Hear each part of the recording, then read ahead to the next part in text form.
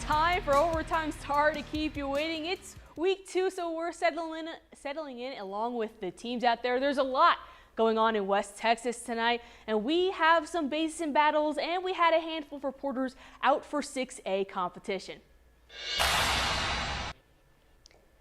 As always, we're going to start with our game of the week over in Monahans. These two teams are going in a little bit opposite directions, with one team looking for its second win and the other looking for its first win. And we had Aaron Gelvin out there with more.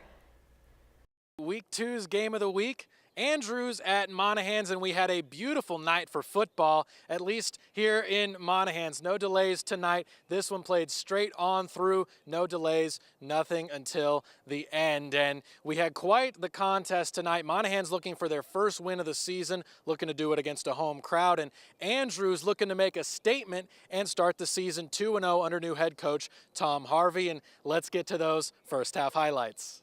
If you wanted points, if you wanted action, then our game of the week was the one for you. This one started off with a bang as Andrews got on the board with a touchdown and a 2-point conversion to make it 8-0 before the fans had even taken 2 bites of their hot dog or a sip of their Dr. Pepper. The Mustangs continued to gallop their way into score and led 16-0 very, very early in this game. The Lobos came back with a nice jump ball touchdown caught by McClay Ortega to make it 16-8, but the Mustangs would not be stopped from stampeding the end zone time and time again in this first half, and it was largely on the legs and arm of QB Ashton Galvin, number 12.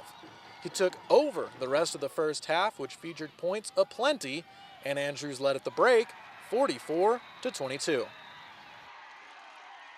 Ashton Galvin, number 12, Andrews with a big win tonight. Talk to me about your defense last week. You give up 7 points. This week, offensively, you guys almost score 60. What's clicking for this team right now? 2-0, 2 very, very different wins. What's clicking for you guys? It starts with the defense. The defense, they work hard all the time, every day, and then the coaches just being intense, getting on to you, holding you accountable, holding each other accountable. No one wants to be great for themselves. They want to be great for the team. Well, your final score tonight was 59-29 in favor of the Andrews Mustangs. Consider that a statement made, and this is a team under new head coach Tom Harvey just 2 games into his era. That's showing, quite frankly, they can win in a bunch of different ways. They're making a statement to everybody else in 4A that they can once again be a force to be reckoned with. Galvan was fantastic tonight, getting the start at quarterback, doing it on the ground, doing it through the air, and a week after just scoring 11 points in the week 1 win, they score 59 to win in week 2. That's going to do it for game of the week. Andrews beating Monahans 59-29. Back to you. Well, thanks, Aaron. I loved all those horse puns you used over there. The Mustangs now 2-0 on the season. Now let's take a trip a little closer to home. Midland High hosted its first home game of the season at Astound Broadband Stadium. The Midland High Bulldogs back at Astound for the first time this season, taking on the Coronado Mustangs. Mother Nature did not want this game to kick off, though, as the lightning delay pushed this back to an 8 o'clock kickoff. First quarter, Bulldogs go straight to work. A shuffle pass to Briley Perez, who breaks a few tackles and dances his way out of bounds for a 14-yard pickup. A few plays later, Midland knocking at the door. Mecky McCoy punches it into the end zone for the score. A quick interception gave Midland the ball back to take the advantage. The Bulldogs call some trickery as Schroman Bridges gives the ball to Jakey Uriah, all alone in the end zone for the touchdown. Midland led this one 14-0 at the end of the first quarter. The Bulldogs kept fighting and tied this one up at the end of the third quarter at 21, and this was a good matchup in the final 27-21. Well, over in Odessa, the Panthers are back home with a 1-0 record, looking to push to remain undefeated. Mason Stores was at Ratliff with highlights and more. Thanks, Jenna. When you all saw me for game time, this game was still going strong after 2 lightning delays. But hey, it's over now. Mojo came to show Midway that there's only enough room in this town for one group of Panthers, and they did just that. Let's take a look at those first half highlights. It was the Panthers versus the Panthers tonight, in a battle to see who really is doing the name justice. Permian throws some points on the board early. Rodney Hall slings it out, and number 4, Jaden Pruitt, shows off his athleticism to come down with this one. Midway gets the ball, but it wouldn't be for long. Fatal mistake here, and it's time for big dog Frank Alvarado to eat, setting up Mojo to score again. Hall gets the ball, and it's out, this time with some serious heat. I could barely keep up with it. Number 18, Deontay Bass, dives for it and takes a TD and a pylon with him. We would jump into the half with Permian up 20-13. After an offensive fireworks show, Permian pulls this one off 41-20. What an awesome night at Ratliff Stadium, and what a great way for Permian to keep this season trucking along. Back to you, Jenna. Well, thanks, Mason. The bad weather didn't seem to hold Mojo from coming out 2-0. And taking a step backward, the Broncos cruised to a 49-27 victory over El Paso Americas last night. It was pure domination by Odessa High, especially on the offensive end. It was the connection between Jalen Jones and Ivan Carrion that was on just another level. The pair connected for 4 touchdowns to put this game well out of reach earlier. Looking at one of them right now, and things got a little more interesting in the final minutes with the Trailblazers trying to make the game more competitive, but the Broncos prevailed 49-27. This is the first time since 2018 that OHS has started the season perfect through the first 2 games, and Coach Ortiz chops it up to what they've been practicing. Well, I think all our hard work has paid off. You know, the kids have really bought in since we first got here, and they're doing everything we're asking them to do. So just to see all that hard work pay off, that's kind of the result, and I'm just proud of the kids. Well, even though the 6A action has wrapped up, there's still some more to go through, and we'll also have some scores for you. Come back soon.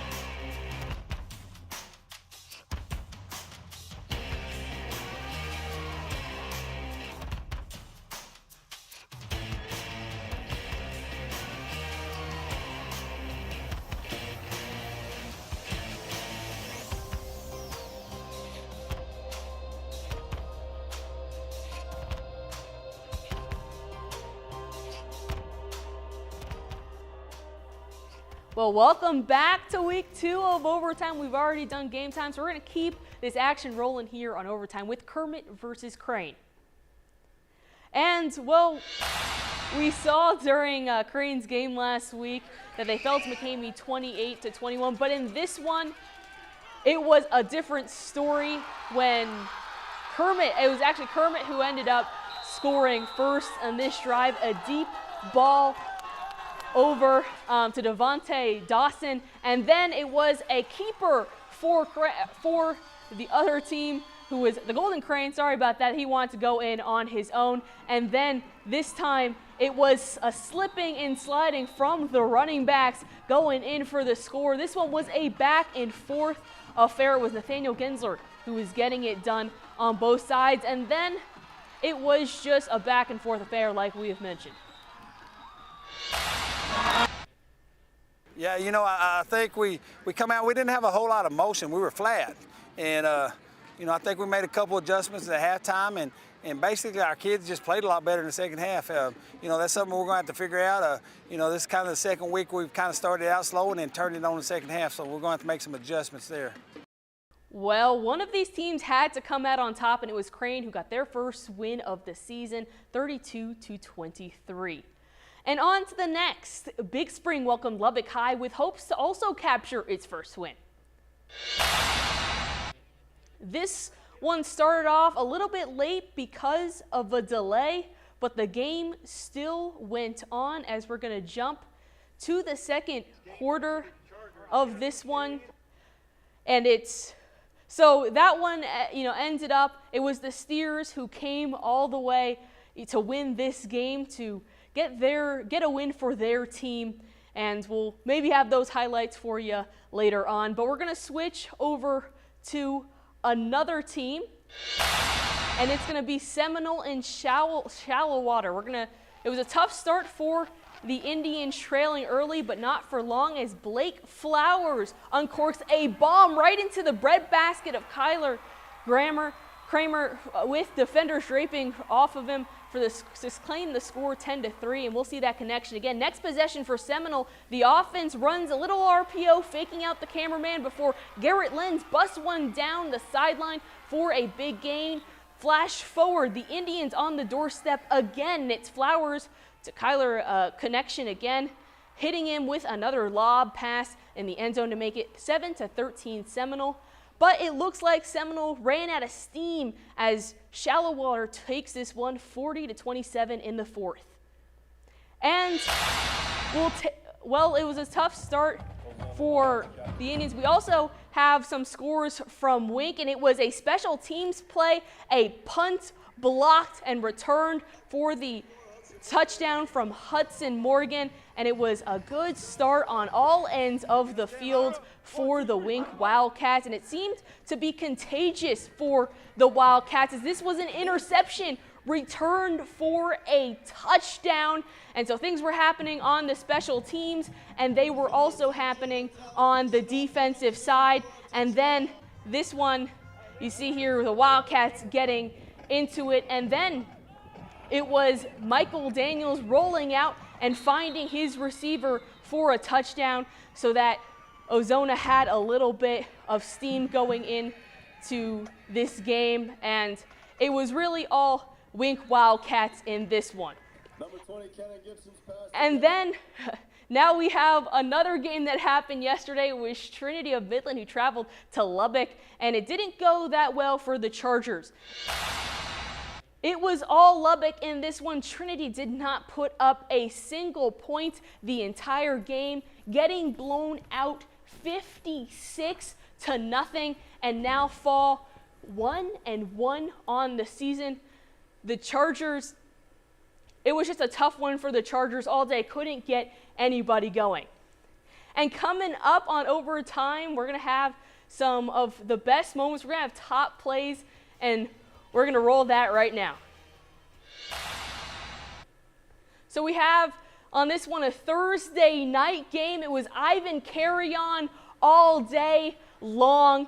This one was a long catch, bobbles it. And then we have that special team play. Hudson Morgan from Wink gets his hands on this one for the block punt and the scoop and score.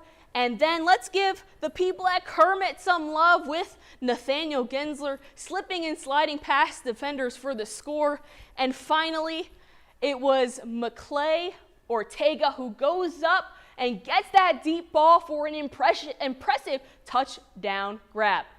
Well, that's all the high school football action we have for you tonight. You can vote on those players of the week or the top plays on my Twitter account at EliteGayJenna. And we'll see you next week for both Game Time and Overtime. That's next Friday.